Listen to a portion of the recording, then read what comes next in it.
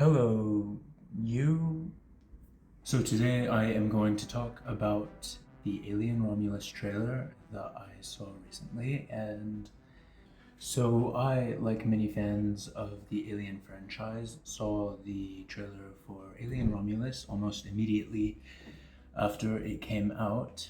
I was actually among one of the first 100 to see that, this by accident. And yeah, I unsurprisingly really liked it. I am a big fan of the director of this new movie, Fede Alvarez. I vigorously love his Evil Dead sequel, Evil Dead 2013, and Don't Breathe. I would actually say that I like Evil Dead 2013 more than Evil Dead 2. I know, how controversial and edgy of me. But yeah, even Alvarez's movies, trailers, and marketing schemes have been ingenious to say the least, and influential. Evil Dead 2013's Red Band trailer in particular just so happens to be one of my favorite trailers of all time. And then the movie itself is one of my guilty pleasures and also one of my favorite horror movies in general. Come to think of it, I probably liked the trailer and movie so much because I was like 13 when I first saw it. But nevertheless, I have seen it about 10 times at this point, so yeah, I no longer even need to rewatch it. Anyway, I just wanted to marvel at the direction in which the Alien franchise, Alien series is going by first remarking on the plot of Alien Romulus. So if you are watching this, then how in the world did you find this video? But also, you were probably already a fan of the Alien franchise, so I'll spare you a lot of the details. So, Alien Romulus is about a group of adults playing teens, my favorite, scavenging a derelict spaceship until they come into contact with a xenomorph, and this takes place at some point in between Alien and Aliens. I'm sure that an exact date might have been figured already, but I'm not really interested in those details right now. I just wanted to say that I am very pleased with what looks like a movie that is going to be an entertaining one, no doubt, even in light of narrative mistakes or intergalactic nonsense. My prediction for the film is that it is going to sort of homogenize the thematic elements of Alien and Aliens. Hopefully this time sans the inappropriate childish banter. Sorry if that's a bit of a boring take, but I fully expect this to be a nice ride, even if it is imperfect. That tends to be the conclusion to which I come with most of Fede Alvarez's movies.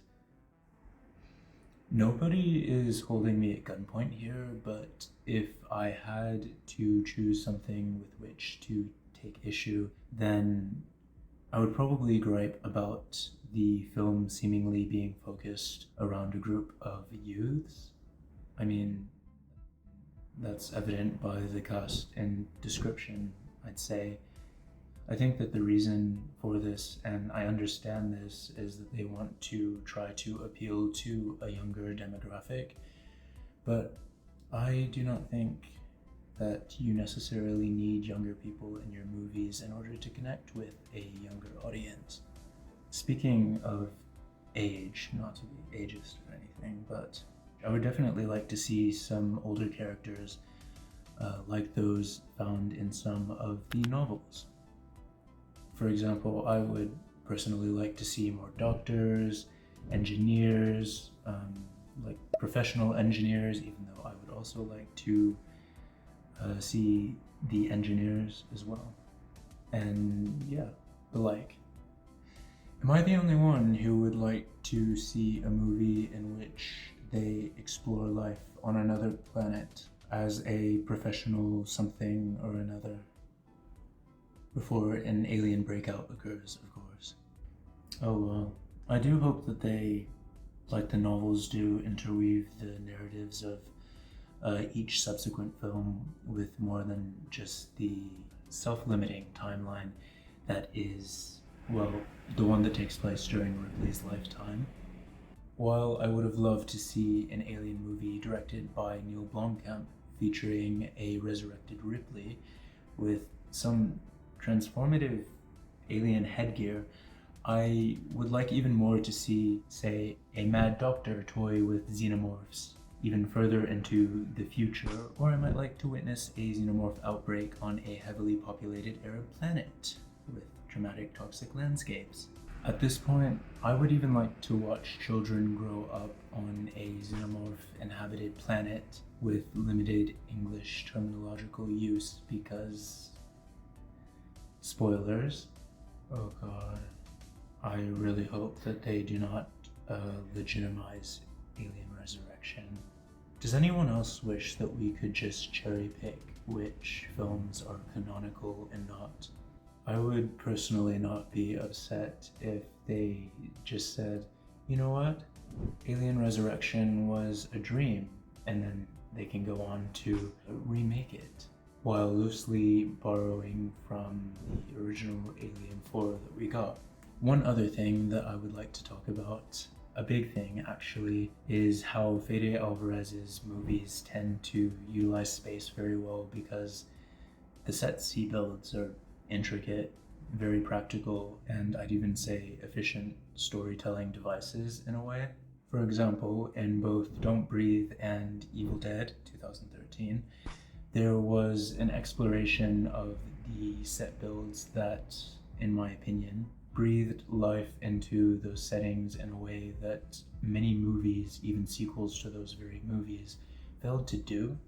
I'm not saying that he necessarily made a character out of those settings, like you would see with Bong Joon-ho with Parasite, but that is not to detract from it. I'm just going to ignore Don't Breathe 2 and focus on Evil Dead Rise and its attempt to capture that tangibly gritty, claustrophobic feeling that Fede Alvarez so expertly creates by having his characters often maneuver their way about their settings in multiple very unique ways. But I would say that Evil Dead Rise did ultimately come short. Well, I think that it failed to immerse us in that very way that Alvarez does, but I don't mean to say that it was a failure at large or a bad movie as a result of that. There are obviously a bunch of aspects of the film on which to judge it. I would actually like to make a review of that movie. Let me actually correct myself. I would like to make a review of that movie, except it would have to be at least like 30 minutes long, and then I still already have over an hour-long Prey video. I guess you could call it a movie review in the works that has been it's been sitting there for about 2 years. Has it been 2 years since Prey came out? Yes. Wow, it's been a long time. Anyway, this is something that I think that Fede will do brilliantly because, well, for one, he was given the budget, but also given a setting where the possibilities are going to be, for him at least, endless. Alien is second best known for its spaceships, architecture, and circuitous corridors and vents, which were at the time incredibly unique. Well, they still are unique. They have really only been solidified as such over the years with each passing sequel. All that to say that I hope that the characters get to interact with their environment in such a way that we become very much familiar with the station and ship and whichever other places he so chooses to take us. One last thing that I would like to say about Alien Romulus is that I hope that there is no romance between the characters, or at least that their relationships do not define them. So it is one thing to have a couple in a movie navigating their antagonistic circumstances together, but it's another thing when two characters who previously took no liking to one another grow closer together while doing so. Yeah. Just please don't pretend that these traumatic events are going to immediately yield romantic feelings once they reach safety, or even before they reach safety. I guess that's a possibility.